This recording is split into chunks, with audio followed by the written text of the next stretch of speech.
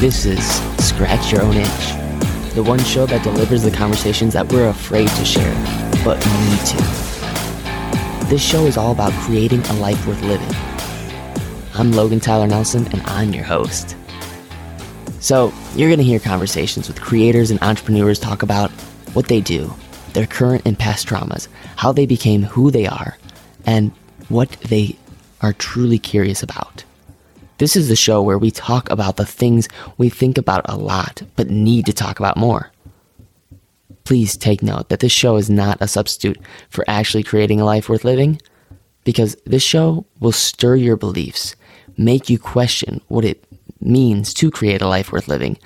So my promise to you is to always give you one question to answer for yourself today to start turning your dreams into a reality.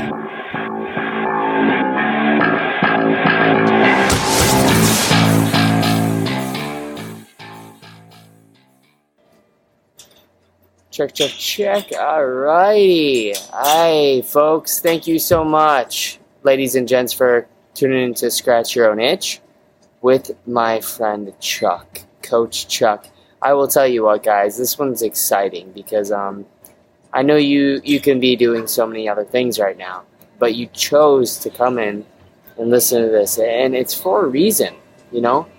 That's what it comes down to. It's for a reason. There's not just this accident. This is for a reason. So take authority of your life. Please put your hand on your heart. And when you're listening to this and there's any doubt in your mind, just go, everything's going to work out. I'm speaking so wisely because I've had some moments in my life where I didn't know where to go, and Coach Chuck was there for me. And I'll be honest, I've wanted to become a motivational speaker, and I've wanted to do some TED Talks, and I've had talks with this man that I'm going to introduce, Coach Chuck, have just been really profound, and I'm excited to just have another insider look on both of our noggins that you get to listen in on, and I know that you'll walk away with some wisdom. And so, therefore, I want you to give a huge warm welcome to the one and only Coach Chuck. Hey, thank you for having me. I'm honored. It's been, like I said, it's been a while since we've chatted, so this is pretty cool. And yes, you're right. I don't think there's ever been a time that I've seen you out there where you reached out to somebody and I didn't reach out and touch back, because I'm that connected to you. So there is a reason why we're talking, and I'm grateful. Likewise. So let's just start off with a little bit more of getting to know you, and then I'm going to kind of open up the conversation. But what is the most valuable story that you have that's short, sweet, and concise, and has a little bit of an underlying message? Understanding respect. That's everything. And I want to know how you gain this insight on the RESPECT. What's that respect? Well, I'm old enough to know when Aretha Franklin first sang that song. So, but no, you know, I'm a survivor of the street. I grew up in Southern California, and I understood respect at a very young age. I actually attended 28 schools by my 10th grade, and if I didn't understand what, not necessarily respect in general, but street respect. So there's all kinds of different respect. I mean, you can put it in any category or title it or whatever issue you might be talking about. But respect is respect.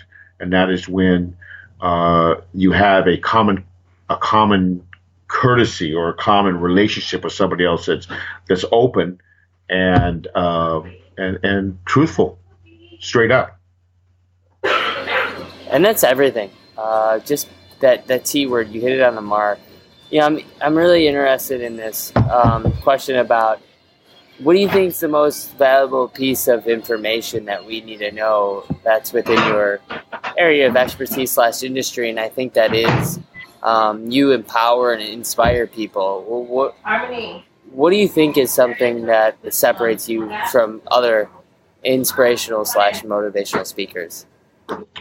I believe it's the message or the purpose that I have, and I've had that since I was 3 years old when I had a conversation with God, and that is helping people understand that changes can be made, even more so negative cycles that have been passed down from generation to generation that cause anger and resentment upon others. Yeah. While life is really happening right behind you. People doing some dinner, so. Oh, okay. I'm sorry. Wait a minute. Hey. Okay. All right. I didn't think it was that loud. No worries. It's all good. We'll get back it's one of those live things, and I had some family members and a granddaughter and that coming in for. I don't know what time it is over there, but it's like what 9:13 here, so I think it's like 11 something there. Yeah. Yes, sir. So let's get back into it. Charles. Yeah. The thing is, man. I don't even know if I can continue to go on. Can't hear you. Can just hear background stuff. We'll okay. Break for a little bit. Well, actually, what I'll do is I'll just go into my room. All right.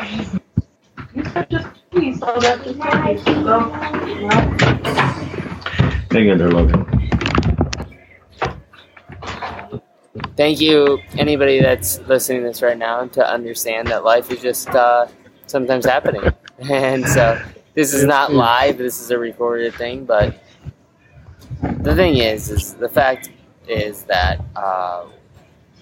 we can try to have raw content, or we can just make it what it is and let every little meaning have a moment on its own. So that's what we're having right now. Is there could be some thoughts going through your head like, oh gosh, like I wish this podcast was more professional. But the thing is professional and perfect can require a lot of procrastination, and I'm all about just throwing out content that is not perfect or professional in that matter, but just comes down to just doing it. So that's a little seed that I've definitely picked up and try to kill my darlings along the way, and just been okay with not having perfection. Anyways, I think Charles back in the gear, and I got a really awesome. I got a question for you, man. Because go ahead, man. I think this is gonna really, really open some people up. In your opinion, what do you think is the number one thing that you did in order to sort of launch your career as a motivational speaker that someone else could maybe do too? Well, I understood where I come from, what I went through in my life, and that I wanted to try and help even more so the youth of today make a change at a young age, that they didn't have to go through the stuff that I went through. And that inspires me. Matter of fact, it's my purpose. It's my passion to help the youth of today become aware that change is possible. And the younger they get it, because I work with middle school and high school kids, the better off they're going to be. And you know what's so cool is that when you get to talk to some of these kids 10, 15 years later, and their parents and their life has changed, and they look at you or talk to you and say, you know what, some of that wisdom that you gave us actually started working, and the more it worked, the more we used it. That's good stuff. Dude, all right, I kind of want to open this up now. We got like 13 more minutes, and I just want to have a free-flowing conversation. Okay. I was kind of, before we started recording, I was talking about how, I'm taking care of my dad right now. I'm a server at a restaurant, and I know it's not going to be the sort of work that I want to do for the rest of my life, just because it's physically draining. It's hard on you, and also it's very emotionally taxing too, because you have some patrons that come in that don't make you the happiest, and so it's a hard lifestyle to just work basically in the restaurant industry. And I want to get into being able to tell my story and be able to inspire other people too to tell theirs. Just because I know public speaking is just, it comes easy to me. I don't really get super nervous, but the thing is I'm just like, I think the truth is that motivational speakers are the most broke people out there, even though they pretend that they're not. And it's just like, hey, how do I go into a field that's kind of like acting, where actors look like they're making millions on social media, but the truth is that they're living off $200 for the rest of the month. Mm-hmm. You know what I mean? So yeah, I do, but here, and this is what separates me from, not saying that I'm better than anybody else, but what separates me from other speakers, whether they're life coaches or motivational speakers, is that I have a purpose behind the reason I'm speaking. And it never has been, even with me coaching sports. It's never been about money, ever, and it never will be. I'm grateful enough that I have a retirement, Social Security, actually 2 retirements and Social Security, because I took care of things when I was younger and accumulated retirement. But it's not about money, and it shouldn't be, for me anyhow. Okay, that's key right there. That's key. But let's say someone is listening to this right now, and they're like, all right, I really want to make a career out of this. Have you been able to acquire some sort of value from, other than just changing people's lives, which is value enough? But let's get into the crux of it. Like, do you know speakers that make a living off of just doing only that, coaching and speaking? Yeah, well, I mean, I'll be honest with you. I have been with a speaking coach now for a little over a year, and he has taught me a lot. I have a speaker sheet. I have everything intact, a thumbtack, and all these like LA Unified School District that's waiting to bring me on, and that's all good. So the money is out there if you find the right brand that people are going to buy into, as my father would say, the right hook, the right line, and the proper bait. Then you're going to get people that want to listen to your message. Now, for me, if the money comes, which I know eventually it will, I have an idea, and my idea is to open up 3 Me Inc. Now centers, Me Expressing I Need Change Now centers. So obviously somewhere down the line, I'd like to make some paper to be able to apply it towards my centers. Oh, I love that, dude. So with these centers, what is it that people are going to learn from these centers? Like, let's hear a little bit of wisdom of what it is going to be like to attend one of these, maybe these schools that you're trying to build. It's almost like a boys club, girls club, teen center, but it's going to have a Me Expressing I Need Change now. And we have mentees that'll come in, and every night will be a different night. One night might be an open forum night. One night might be bring your parents night. So eventually we get into the kids speaking, and they get comfortable with speaking and getting rid of that poison from within. And I think you know what I'm talking about. Getting rid of that poison and learn how to communicate. And then we bring their parents in for one night. And then another night we might have skits where we actually do things in a negative way and then do it in a positive way. So now you're getting hands-on experience or lessons, life lessons, along the way.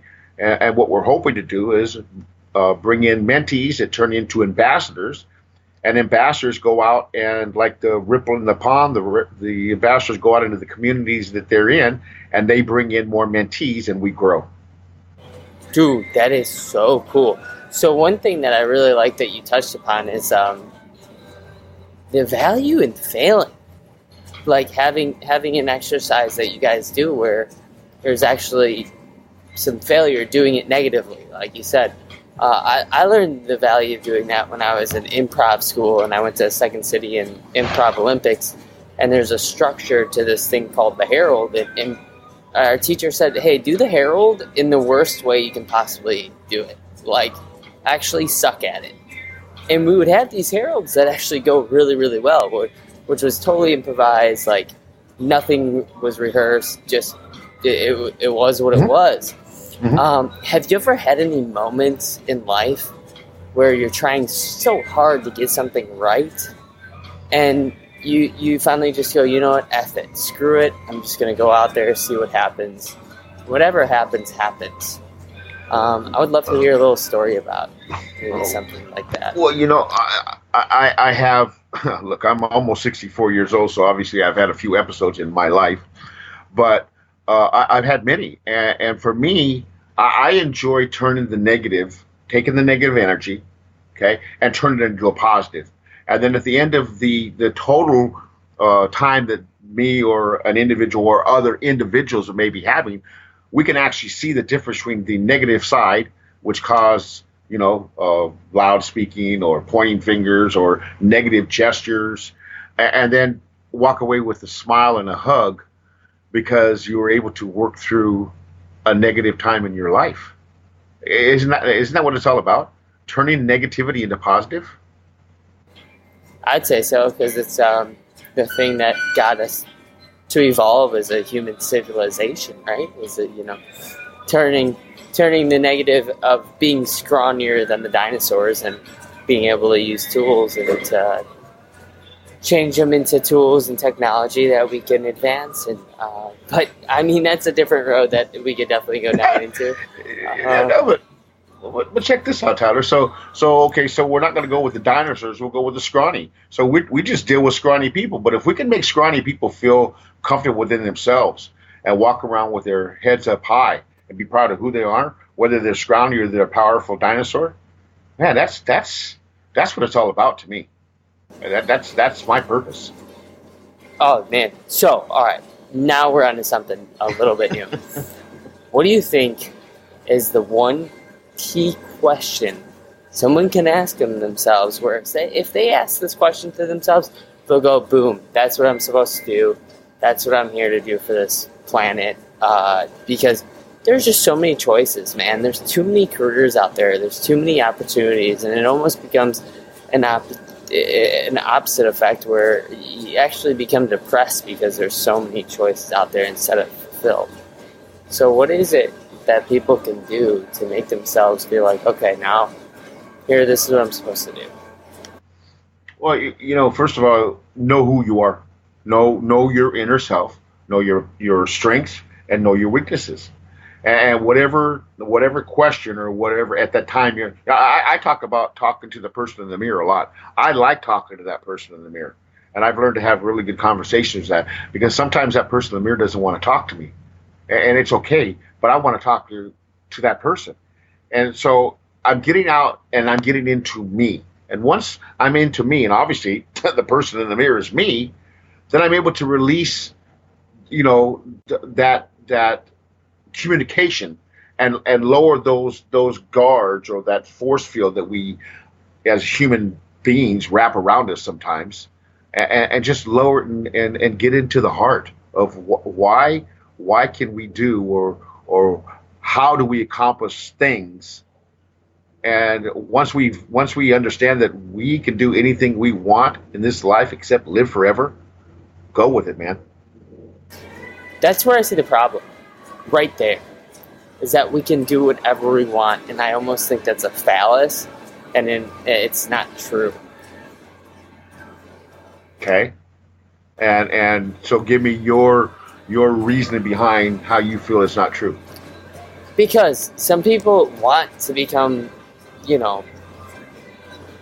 spokesperson models. Mm-hmm. Some people want to become astronauts, and mm-hmm. some people want to become lawyers or whatever it may be, and then all of a sudden they go into it and they go, this isn't really what I want. This is not really what I thought I was going to be. Or rather, they were just born into some sort of genetic gene pool where, for example, maybe they want to be fitness models, but they just don't have the genetics for it. Maybe they want to be professional bodybuilders, but they don't really have the genetics for it. And so it's like, yeah, anything's possible, but I think that's such BS, man. Like, to get real with you, I really do think it's BS to just go, yeah, I can do whatever I want. But if we were given, just a gold on a platter, and we can really become what we want, anything what we want, I think it's almost an illusion. it's really not true. You just can't be anything. Well, you could be anything within what you want to be. Obviously, I'm not going to be. Look, I went to 18 elementary schools, 9 junior high schools, and graduated from one high school. I'm illiterate. I can't read. I can't spell based on my education, but I've gotten by, and I'm getting ready to write my first book. That's like, what? How can I write a book and I don't even know how to read? Well, yeah. I guess get a ghostwriter. No, in most cases, and I've had people, for throughout my life tell me I should write a book based on, and that's kind of sort of what I'm doing based on my life, but in a coaching way with sports and all of that, so I can use how I got by in the life that I had to live as a child, going through my young life, and how certain people inspired me, such as coaches, teachers, counselors, principals, vice principals, to allow me to be in the position I'm at right now, and ultimately pay it forward by working in the school district with middle school and high school students. Dude, totally. I get it. The thing is like, I just want to harp on this idea of being super specific about what you want versus just kind of bland. And the thing is I'm scared of somebody listening to this podcast and just getting a little bit of touch of inspiration, but not really doing anything with it. So I want to round it out with maybe some homework that you could give someone, to where if they actually did this piece of homework, maybe they'd feel a little bit more certain about what their journey is and where they're going. We actually have a workshop, and it's called What's Up. And so what you do is you take a piece of paper. It's really simple. You put a smiling face with a plus on one side. You put a negative face with a minus on the other. And you write down all the negatives in your life that you feel are keeping you down. And then you take all the positives on the other side that make you happy and put a smile on your face, because positive stuff puts a smile on your face. And if the negatives are outweighing the positives, then what you need to do is you start moving the negatives, small kind first. You're not going to jump with the most heaviest one on that list, but start breaking down those small ones and putting them over into the positive side. And when you start doing that, you'll start feeling an accomplishment of things that you can do in small ways that will snowball into a more broader thought of, I could do more. That's giving me a smile. I love that idea. It really is simple, Tyler. I mean, it's simple. Smiling faces. It's Logan, with smiling face. By the way. I'm sorry, Logan. Logan, smiling faces bring smiling faces. It's almost like if you're walking by somebody, they're sucking on a dill pickle or a lemon, you're going to get like a soury, lemony face because you see their faces contorted. Well, if you see somebody with a smile on their face, then obviously it gives you warmth, and you're going to kind of sort of smile back. Even if it takes a nanosecond off of you might be in a negative mood, that smile feels good. It feels warm, and you should want more of it. 100%.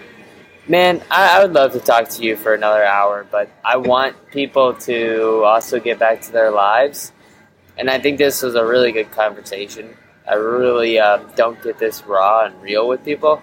And so I'm happy that we kind of got there and we did this. Really, I'm very happy. So I want to just say the last note is acknowledge you, Coach Chuck, for taking the time to dedicate your life to empowering people to become better, and also sacrificing a ton in order to do it. So thank you. No, thank you for always being there and being a friend to me. Long distance is sometimes the next best of being there, but I know that you and I have connected. We've been connected, and we'll always will be. And I'm grateful for this time we shared. Me too. All right. Well, take care, Coach Chuck. And until then, my friends, please hit that share button. It takes 2 seconds. If this was informal or inspiring or maybe you feel like you need to share this with a friend. It only takes 3 seconds and costs you absolutely nothing. So I appreciate all the help. Thank you so much, guys.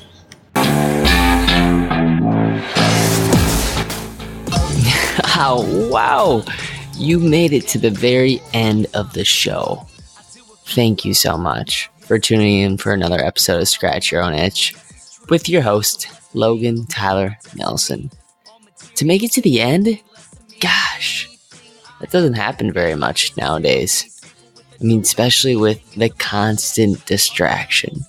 So I appreciate all of the efforts that you just took out of your day to make it to the end. And if you hit that subscribe button and leave a review, you would have no idea what that would mean to me. So thank you so much for taking the time to hit that subscribe button. And if you leave a review, check it out. Just screenshot it, send it to me, and I'd love to host your review out on the show. But don't ever forget, like I say, you matter and you're enough.